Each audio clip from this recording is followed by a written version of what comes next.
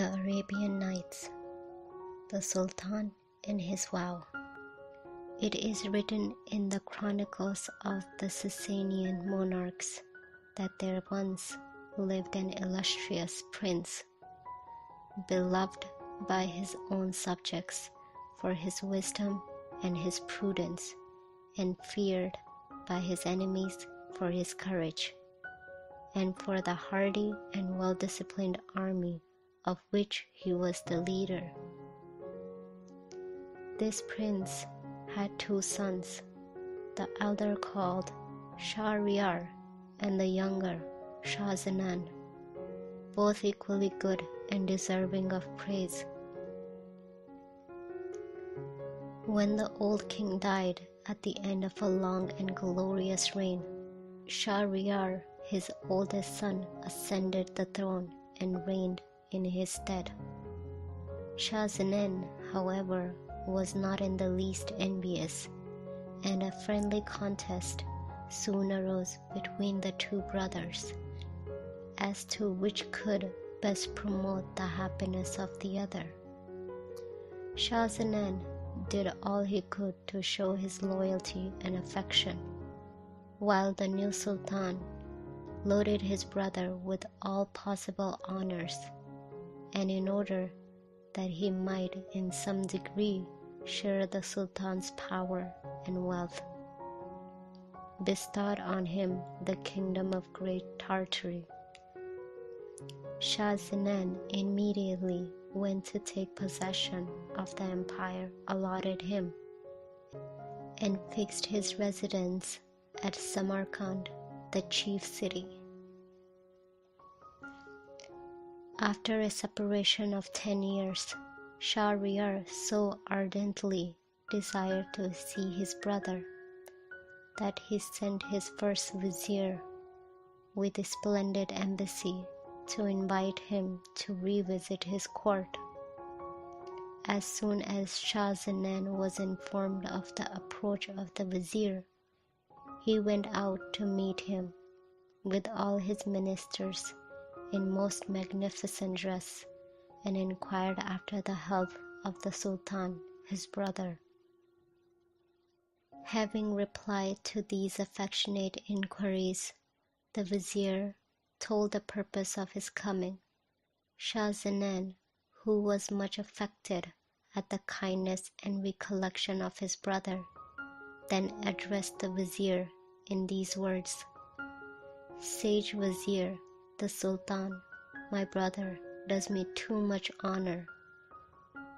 It is impossible that his wish to see me can exceed my desire of again beholding him. You have come at a happy moment. My kingdom is tranquil, and in 10 days' time I will be ready to depart with you. Meanwhile, pitch your tents on this spot, and I will order every refreshment and accommodation for you and your whole train." At the end of 10 days, everything was ready, and Shahzaman took a tender leave of the queen, his consort. Accompanied by such officers as he had appointed to attend him, he left Samarkand in the evening and camped near the tents of his brother's ambassador, that they might proceed on their journey early the following morning, wishing, however, once more to see his queen, whom he tenderly loved. He returned privately to the palace and went directly to her apartment. There, to his extreme grief, he found her in the company of a slave whom she plainly loved better than himself. Yielding to the first outburst of his indignation, the unfortunate monarch drew his scimitar and with one rapid stroke slew them both. He then went from the city as privately as he had entered it, and returned to his pavilion. Not a word did he say to anyone of what had happened. At dawn, He ordered the tents to be struck, and the party set forth on their journey to the sound of drums and other musical instruments. The whole train was filled with joy, except the king, who could think of nothing but his queen, and he was a prey to the deepest grief and melancholy during the whole journey. When he approached the capital of Persia, he perceived the Sultan Shahryar and all his court coming out to greet him.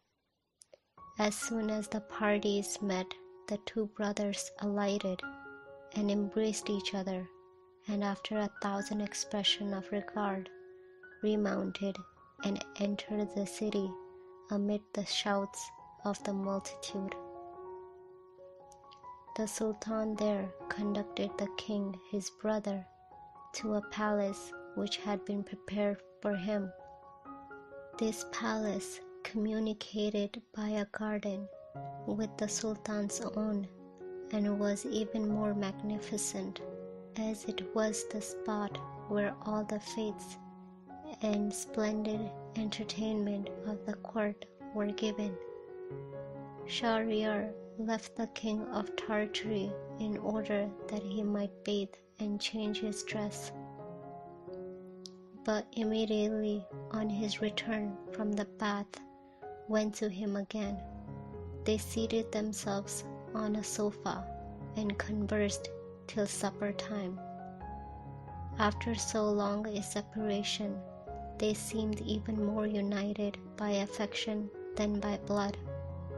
They ate supper together, and then continued their conversation, till Shahryar, perceiving the night far advanced, left his brother to repose.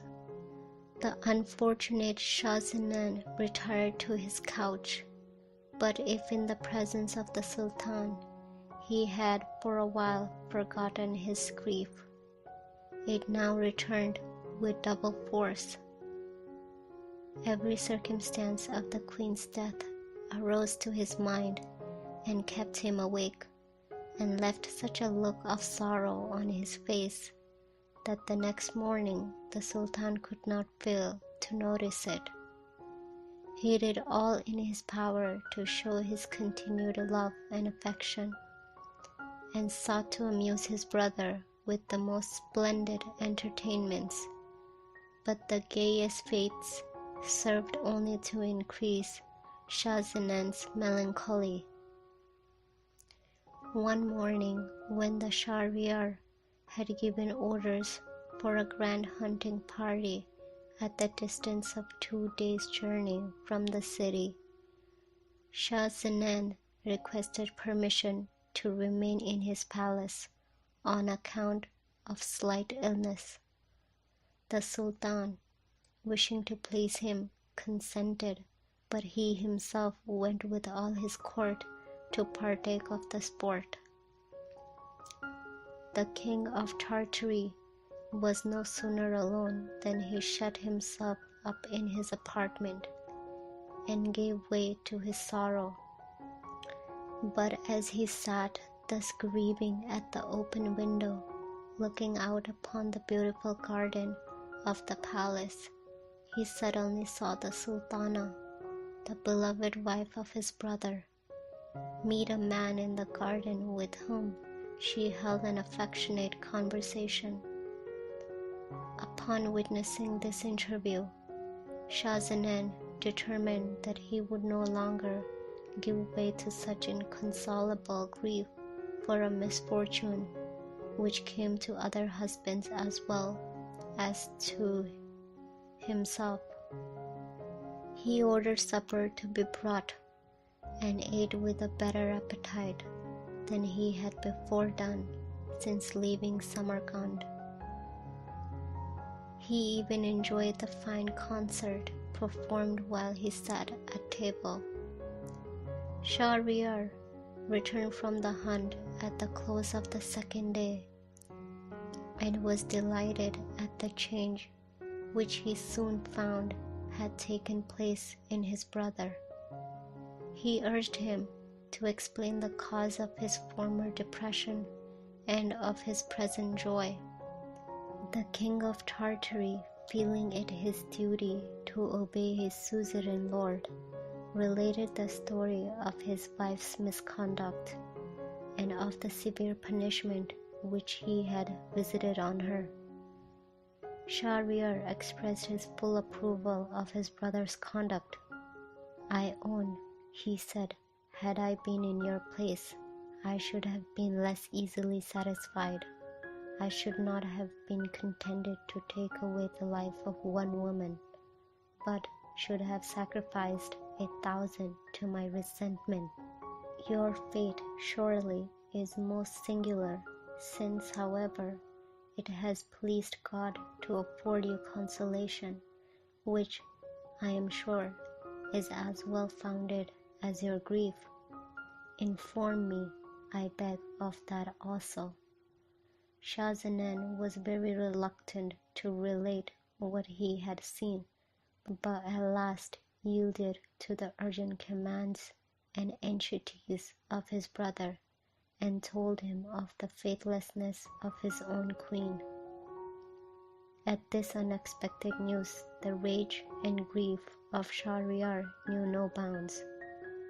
He far exceeded his brother in his invectives and indignation.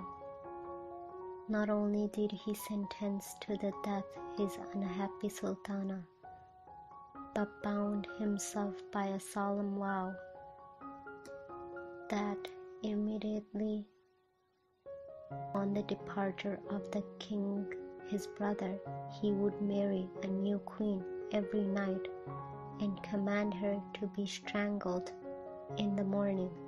Shah-Zaman soon after had a solemn audience of leave and returned to his own kingdom, laden with the most magnificent presents.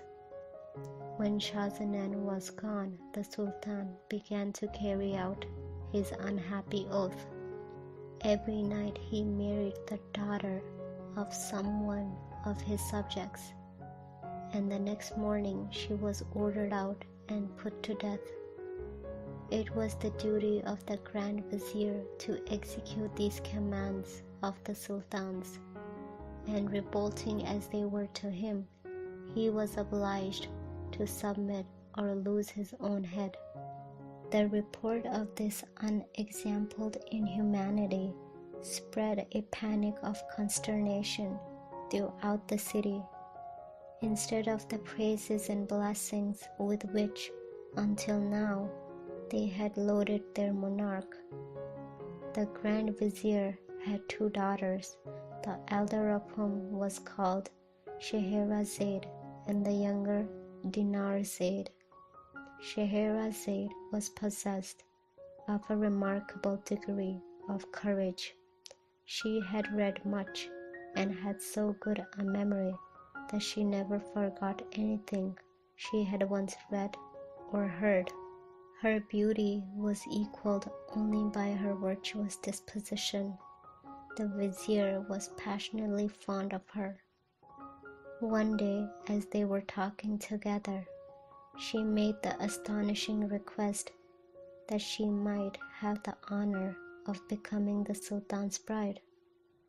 The Grand Vizier was horrified and tried to dissuade her.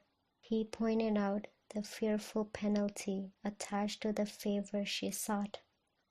Scheherazade, however, persisted, telling her father she had in mind a plan which she thought might put a stop to the Sultan's dreadful cruelty. "I am aware of the danger I run, my father," she said, "but it does not deter me from my purpose. If I die, my death will be glorious. If I succeed, I shall render my country an important service." Still, the vizier was most reluctant to allow his beloved child to enter on so dangerous an enterprise, and attempted to turn her from her purpose by telling her the following story.